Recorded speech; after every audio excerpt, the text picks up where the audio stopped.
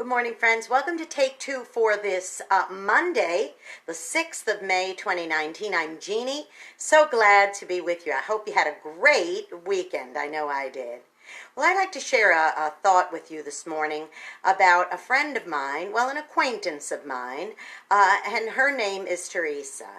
Teresa recently asked me if I would accompany her to go somewhere where she had to wait in a waiting room for a fairly good amount of time, and she just didn't want to sit there by herself. And I'm not that well acquainted with her, although I got to know her a little better in the 2 hours we waited in that waiting room as she shared a little bit of her story with me.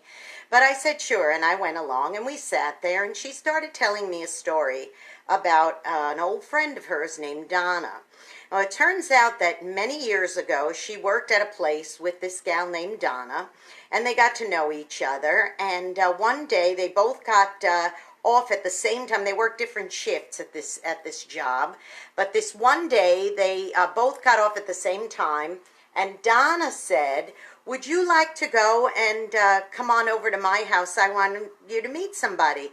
So she said, "Sure, I would like to do that." So Teresa went with Donna to her apartment. Turns out her apartment was across the street from the parking lot of where they worked. Just right there. It was walking distance. So she walked on over and she opened the door and she said, "Hey, sweetheart." And there was a babysitter and there was a little 3-year-old little girl there. She said, "I'd like you to meet my daughter, Brittany." And she said, "Oh, how sweet." She didn't even know that Donna had a child. So anyway, they spent a little bit of time together and they visited and that kind of thing. And they worked different shifts and they'd be, pass each other and that kind of thing. But before you know it, they started really developing a kinship and a friendship with one another.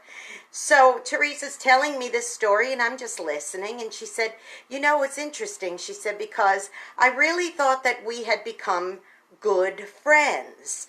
And she said, and I don't take that word lightly. She says, "So we were hanging around together. I would babysit for her." She said, "We worked different shifts, so sometimes we could get together. Sometimes I would watch Brittany for her. Sometimes we would go grocery shopping together, that kind of thing." She said, and we had become good friends. This is what they were. They were good friends. And she said, well, one day, Teresa tells me, one day, she said, I was coming over for lunch because it was just right across the parking lot. She said it was so much better than going in the break room. She said I would go across to her apartment and we would have lunch if she was home. She said, so I was on my way over to Donna's for lunch, and just as I was leaving work, my supervisor said to me, "You have a phone call from your cousin, and you can go over to the payphones." This tells you how long ago. This was on the other side of the building, and you can call back. Well, she's thinking, well, I just clocked out for lunch. I'll just make the phone call from Donna's place. So that's exactly what she did. She went across, and turns out that her cousin was having some kind of crisis in the family. So she said, she walked into Donna's and she brought her little sack lunch with her, and she said, "Donna, do you mind if I use your telephone?" This is before cell phones. "Do you mind if I use your house phone? I need to call my cousin. I think there's some kind of thing going on, some crisis." So Donna said, "Yeah, sure, go ahead." So she picked up the phone and she called her cousin, and they talked and talked and talked. Before you know it, more than 45 minutes had elapsed, and they were laughing and all. She was trying to cheer up her cousin who was going through a rough patch. So she hung up the phone, looked at her watch, and said, "Oh gosh, I'm so sorry, Teresa. I'm so sorry, Donna. I didn't get a chance to really visit with you." She said, "So do you mind? I'm just gonna," and she kind of ate her sandwich while she was on the phone. But while this was going on, Donna found herself fuming and fuming, because here she had come over and they were going to have lunch together, but instead she just spent practically the whole hour on the telephone with somebody else, and then it was time to go.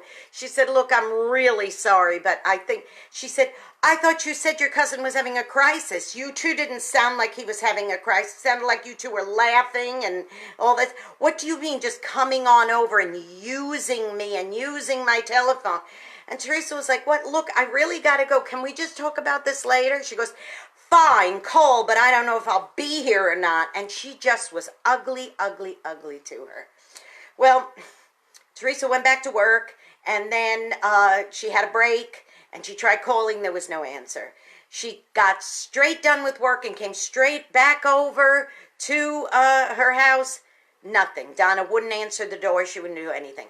Finally, after a couple of weeks of this ridiculous, I mean, imagine, this is what she thought they were, okay? And after a couple of weeks of it, finally, Donna answered the phone and said, hello. And she said, look, it's Teresa. Don't hang up. She said, what is going on? She said, I thought we were friends. And Donna said, well, you thought wrong. As far as I'm concerned, this friendship no longer exists. And she tossed it away. And she was flabbergasted. So here Teresa's like, no, wait, I thought we were friends. And she's trying to fix this friendship. And every time she tried to, she threw it away again. She said she was flabbergasted. She was just shocked. And so while she's telling me this story, she says, and that's the reason why, she said, I don't make friends very easily. And I just felt so badly for her. And I said, my goodness. I said, and when did this happen? She said, 1996, I think it was. And I'm thinking, 23 years? You've been carrying this anguish for 23 years. This has prevented you from having healthy, normal friendship relationships, all because of one person doing this. And you've spent 23 years trying to undo it? My goodness, boys and girls, how many times do we do that? How many times is something over, but we just carry on trying to unwrinkle that wrinkled paper? We can't do it. We can't do it. If Donna decided that this is the way she wanted it to be, and Teresa was the casualty in it, the best thing for Teresa to do is pick herself up, brush herself off, and go and make relationships with other people. Because you know what? Here's what it boils down to, boys and girls. This, Donna's loss. Because Teresa, once I got to know her a little bit better and get more acquainted with her, she's a terrific gal. And she, the other gal, is the one who's missed out on it. So here's what I'm going to encourage you to do today, boys and girls. If you know people who have ended up like this because somebody just decided the friendship was finished, you go be a blessing to them today. You might end up being the way I was that day with Teresa in that waiting room. You may end up being the only one who is. It is so important, so valuable for you to be friendly with people, be kind with them, be a blessing to them. You don't have to be best friends, BFFs forever with people just to be a blessing to them.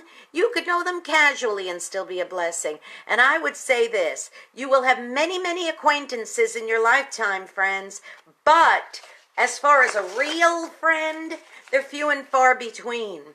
So remember that. Remember that if you are in the planning stages, are you in the process of becoming friends with somebody, take that notion very seriously. Don't say, oh, we're best friends forever, and then just decide because you got mad because they used your telephone that you're going to just do this and throw it away and forget about it. Don't do that, okay? All right, take it seriously. Don't go around crumpling up friendships that way. Hey, also, don't forget to subscribe to my YouTube channel, Jeanne Sigler, Jeanne Sigler. Hit that subscribe button. And, of course, great programming, great music, great everything. Don't forget to tune into my radio station. That's a friend. We could always appreciate you as a friend tuning into RAM FM. WRMZ.org. Click that listen button. Okay, folks, I'm going to be leaving you now, but I just want to remind you, it's so important. The value of friendship is very important. Don't take it lightly, and think twice before you do any crumpling, okay? I love you. I'll see you tomorrow. Bye-bye.